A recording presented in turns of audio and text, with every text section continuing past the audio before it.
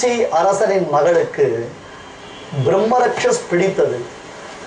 யாதவ பிரகாசரோ எத்தனையோ விதமாக முயற்சித்தும் அவரால் அதனை விரட்ட முடியவில்லை. அந்த பிரம்மரக்ஷஸ், அந்த பிசாசானது யாதவருடைய முற்பிறவியை சொன்னது.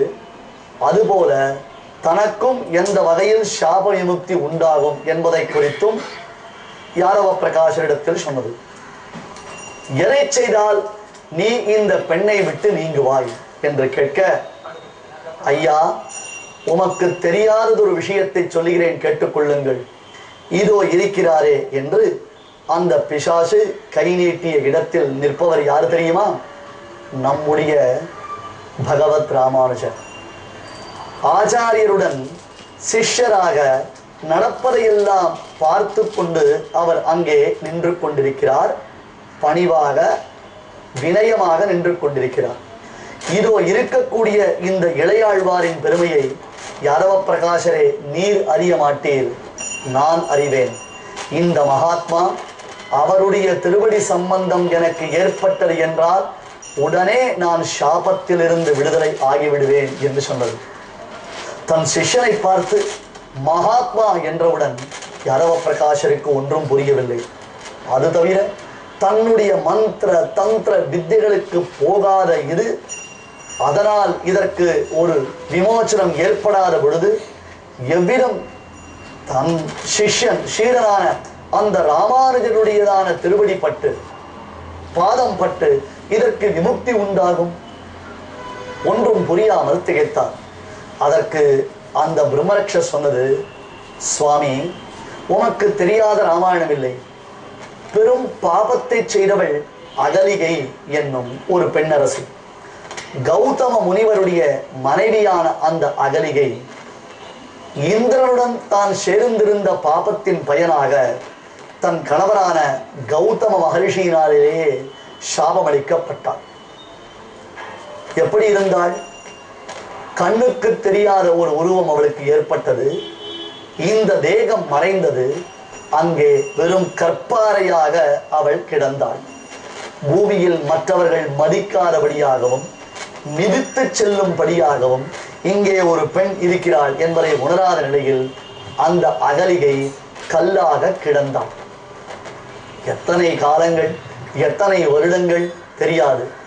ஒரு நாள் விஸ்வாமித்திரருடைய யாக சம்ரக்ஷணத்திற்காக, விஸ்வாமித்திரருடைய யாகத்தை காப்பாற்ற வேண்டும் என்பதற்காக அந்த விஸ்வாமித்திர மகாமுனிவருடன் ராமனும் லக்ஷ்மணனும் இந்த வழியாக வந்தார்கள். அப்பொழுது ராமனுடைய பாதம் பட்ட மாத்திரத்தில் கல்லாக இருந்த அகலிகை பெண்ணானாள்.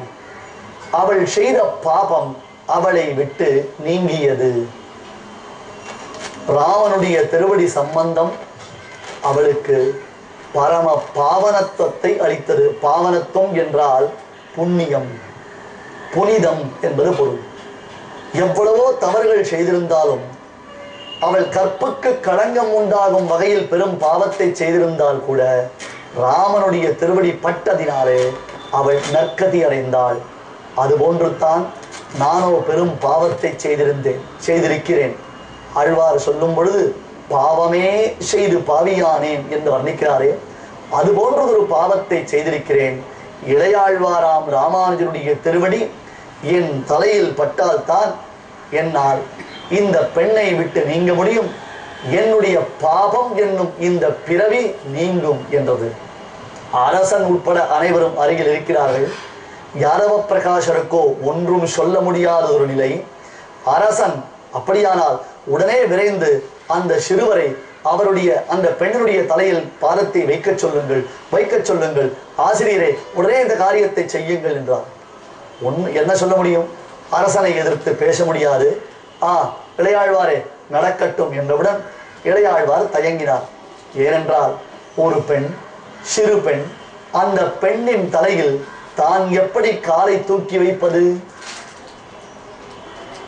இப்படி இளையாழ்வார் தயங்க, சுவாமி, ஆபத்திற்கு பாவமில்லை, அது தவிர இது ஒரு பெரும் பரிகாரம், இதனால் மிகச்சிறந்த நன்மைகள் விளையப் போகின்றன, தங்களுடைய திருவடி எனக்கு பட்டால் தான் என் பிறவி நீங்க போகிறது, தாங்கள் தயங்க வேண்டாம் என்று இதுவரையிலும் யாதவ பிரகாஷரிடத்தில் ஆக்ரோஷமாக பேசி வந்த அந்த பிசாசு இளையாழ்வாரை பணிந்து பிரார்த்தித்தது. இளையாழ்வாரும் தன்னுடைய திவ்யமான அந்த திருவடி, எப்பேற்பட்ட திருவடி, அந்த திருவடி நமக்கு கிடைக்குமா? அஜஹத்ரிவர்க்கம் அபவர்க்க வைபவம் சலச்சித்த விருத்தி வினிவர்த்தனௌஷதம் சரணம் யதீந்திர சரணம் ரிணீமஹே. யதிராஜ சப்ததி என்னும் ஸ்தோத்திரத்தில் சுவாமி தேசிகன் சாதிப்பார், நாங்கள் பகவத் ராமானுஜருடைய திருவடியை எப்பொழுதும் பிடித்துக் கொண்டிருக்கிறோம். எங்களுக்கு பகவத் ராமானுஜருடைய திருவடி மட்டும் கிடைத்து விட்டது என்பதினாலே என்ன நேரிடுகிறது தெரியுமா? எம்பெருமான் திருவடியிலும் எங்களுக்கு விருப்பமில்லை. அது தவிர மனதில் இருக்கக்கூடிய காம குரோதங்கள் அனைத்தும் ஒழிந்து விட்டன. பொறாமை, பிறரை பார்த்து அசூயை கொள்வது, பொறாமை கொள்வது, கோபதாபப்படுவது முதலான துர்குணங்கள் அனைத்தும் எங்களை விட்டு நீங்கிவிட்டன என்கிறார். ஒருவேளை இத்தகையதொரு திருவடி சம்பந்தத்தை யாதவ பிரகாஷர் முன்னமே பெற்றிருந்தால் ராமானுஜரிடத்தில் அவருக்கு எப்படியெல்லாமோ மதிப்பு உண்டாகி இருக்கும். என்ன செய்வது? இந்த பிரம்மரக்ஷஸ் செய்த பாக்கியம். இளையாழ்வார் தன்னுடைய திருவடியை பிரம்மரக்ஷஸின் தலை மீது வைத்தார். அந்த பல்லவ அரசனுடைய பெண்ணின் தலை மீது வைத்த மாத்திரத்தில் அனைவரும் பார்த்து கொண்டிருக்கும் பொழுதே ஒரு அற்புதம் நிகழ்ந்தது. இதுவரையிலும் தன் மேனியில் வஸ்திரங்கள் கூட அப்படி கட்டிக்கொள்ளாமல் அட்டகாசம் புரிந்து 10 பேர் அவளை அழுத்திக் கொள்ளும்படியாக பயங்கரமாக ஆட்டம் போட்டுக் கொண்டிருந்ததான அந்த பெண்மணி உடனே பெட்டிப்பாம்பாக அடங்கிவிட்டாள். அவள் உடம்பில் இருந்து ஏதோ ஒரு துஷ்சக்தி வெளியில் வந்தது. அந்த துஷ்சக்தி தற்பொழுது சச்சக்தியாக மாறியது. இளையாழ்வாரே, உன் திருவடியின் பெருமையினாலே நானும் நற்கதி அடைந்தேன் என்று அந்த பிரம்மரக்ஷஸ் அவரை வணங்கி சேவித்து விட்டு கண்ணீர் மல்க அவரிடத்தில் விடை கொண்டு சென்று விட்டது. எல்லோரும் இந்த அற்புதத்தை பேச ஆரம்பித்தார்கள். காஞ்சி மாநகரம் முழுவதுமே இந்த செய்தி பரவிவிட்டது. யாதவ பிரகாஷரை விட அவருடைய சீடருக்கு மேன்மை அதிகமாமே. யாதவ பிரகாஷரை காட்டிலும் அவருடைய சீடர் பெரும் காரியத்தை செய்ய வல்லவராமே. அவர் திருவடிப்பட்ட மாத்திரத்தில் அந்த பிரம்மரக்ஷஸை நீங்கிவிட்டதாமே. இப்படியெல்லாம் எல்லாரும் அவரை வியந்து போற்ற ஆரம்பித்தார்கள். இளையாழ்வார் செல்லும் இடங்களிலெல்லாம் அவருக்கு பெரும் வரவேற்பு கிடைக்க ஆரம்பித்தது. குருவை விட சிஷ்யருக்கு வரவேற்பு அதிகமாக குரு மேலும் பொறாமையில் பொசுங்கித்தான் போனார். அவர் உள்மனதில் ஒரு குமைச்சல் உண்டாயிற்று.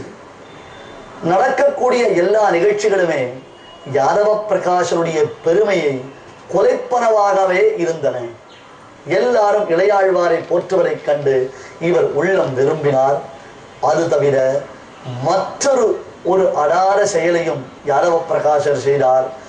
அந்த செயலால் விளைந்த விளைவு யாதவ பிரகாஷர் ராமானுஷரிடத்தில் பரிபூர்ணமானதொரு குரோதத்தை வளர்த்து கொண்டார். அது என்ன? ஒரு சமயம் இளையாழ்வாராம் ராமானுஷர் தன்னுடைய குருவிற்கு பணிவிடை செய்து கொண்டிருக்கிறார். குரு கீழே ஆசனத்தில் அமர்ந்து கொண்டிருக்க சிஷ்யரான இளையாழ்வார் அவருடைய கை கால்களை பிடித்துக் கொண்டிருக்கிறார். நின்ற வாக்கில் அவருக்கு உடம்பை பிடித்துக் கொண்டிருக்கிறார். தன்னை எல்லோரும் கொண்டாடுகிறார்கள். தனக்கு பெருமை வந்துவிட்டது. குருவை மிஞ்சிய சிஷ்யனாகத்தான் விளங்குகிறேன். அரசன் உட்பட அனைவருமே என்னை அபிமானம் செய்கிறார்கள். ஆகையால் எனக்குத்தான் பெருமை என்னும் இருமாப்பு இளையாழ்வாரிடத்தில் என்றுமே கிடையாது. எப்பொழுதும் போல பணிவுடன் தான் இருக்கிறார். குருவுக்கு பணிவிடை செய்து கொண்டிருக்கிறார். அந்த காலத்தில் குருகுல கல்வி எப்படி இருக்கும் என்றால், ஆச்சாரியரிடத்தில் சிஷ்யர்கள் எப்பொழுதுமே சேர்ந்திருப்பார்கள். அவர் உட்காரும் பொழுது, நிற்கும் பொழுது, நடக்கும் பொழுது, பேசும் பொழுது, எந்தெந்த சமயம் அவருக்கு உண்டோ அப்பொழுதெல்லாம் சிஷ்யர்கள் அவரிடத்தில் கல்வி பயிலுவார்கள். அது தவிர சில சந்தர்ப்பங்களில் சந்தேகங்கள் ஏற்பட்டது என்றால் அந்த சந்தேகத்திற்குரிய விளக்கத்தையும் குருவினிடமிருந்தே அவர்கள் பெறுவார்கள். அந்த வகையில் இளையாழ்வார் தற்பொழுது தன்னுடைய குருவிற்கு உடம்பு பிடித்துக் கொண்டிருக்கிறார். ஒரு சிஷ்யன், அந்த சிஷ்யருக்கு முன்னால் நடந்த பாடத்தில் ஒரு சந்தேகம். உபனிஷத்தில் சாந்தோக்கியம் என்னும் ஒரு உபனிஷத், அந்த சாந்தோக்கிய உபனிஷத்தில் பரபிரம்மத்தினுடைய திருமேனி வர்ணிக்கப்படுகின்றது. எம்பெருமானுடைய திருமேனி நன்கு வர்ணிக்கப்படுகின்றது. பெருமான் எப்படி இருப்பான்? ஹிரண்யஸ்மஸ்ருஹு ஹிரண்யகேஷஹா ஆப்ரணகாத்து சர்வயேவ சுவர்ணஹா. தங்கமயமான திருமேனி காந்தி உடையவன். நகக்கணுவிலிருந்து அவனுடையதான திருமுடி வரையிலும் முடிச்சோதியாய் உனது முகச்சோதி மலர்ந்ததுவோ என்னும்படியாக, கதிராயிரம் இரவி கலந்தரித்தால் ஒத்த நீன்முடியன் என்னும்படியாக அவனுடைய திருமேனி முழுவதும் அப்படியே உருக்கி வார்த்த தங்கத்தை போன்று தக தக தக தக தக தக தக என்று ஒளிவிடுகிறதாம். அத்தகைய ஒரு தங்கமயமான திருமேனி. அந்த திருமேனியுடைய பரமாத்மாவை வேதம் மேன்மேலும் போற்றுகின்றது. ஹிரண்யஸ்மஸ்ருஹு ஹிரண்யகேஷஹா ஆப்ரணகாத் சர்வயேவ சுவர்ணஹா தத்யதா கப்யாசம் புண்டரீகமேவ அக்ஷினி. சிஷ்யனுக்கு பெருமானுடைய திருமேனியை வர்ணிக்கும் பொழுது சந்தேகம் இல்லை. உருக்கி வார்த்த தங்கத்தை போன்று அவன் திருமேனி என்பதை அந்த சிஷ்யன் நன்கு உணர்ந்திருந்தார். ஆனால் கப்யாசம் புண்டரீகமேவ அக்ஷினி.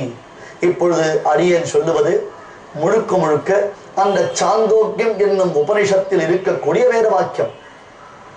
கப்யாசம் புண்டரீகமேவ அக்ஷினி. புரியவில்லை. அக்ஷினி என்றால் கண், புண்டரீகம் என்றால் தாமரை. இந்த கப்யாசம் கப்யாசம் என்னும் பதத்தின் பொருள் சிஷ்யனுக்கு விளங்கவில்லை. ஆகையால் இளையாழ்வார் தற்பொழுது ஆச்சாரியருக்கு பணிவிடை செய்து கொண்டிருக்கும் அதே காலத்தில் அந்த சிஷ்யர் ஆச்சாரியரிடத்தில் இந்த உபனிஷத் வாக்கியத்திற்கு பொருள் கேட்டார். குருவே, கப்யாசம் புண்டரீகமேவ அக்ஷினி என்னும் வேத வாக்கியத்தின் பொருளை தாங்கள் விளக்க வேண்டும் என்றவுடன் துளியும் தயங்காமல் யாதவ பிரகாஷர் ஒரு வார்த்தை சொன்னாரே, அப்பப்பா கொடியது. புற்றிலிருந்து 2 பாம்புகள் வெகு வேகமாக வெளியேறி அப்படியே வெளியில் வந்த வேகத்தில் எதிரே இருக்கக்கூடியவனை தீண்டி அவனுடைய உடம்பில் விஷம் ஏறினால் எப்படி இருக்குமோ அதுபோன்று யாதவ பிரகாஷரின் வாயிலிருந்து வந்த விளக்கமாகிற பாம்பினாலே தீண்டப்பட்டு அந்த விஷம் உடல் முழுவதும் பரவி இளையாழ்வார் தகித்து போனார், துடித்து போனார். அந்த விளக்கம் நமக்கு சம்பிரதாய விளக்கமாய் அமையுமா?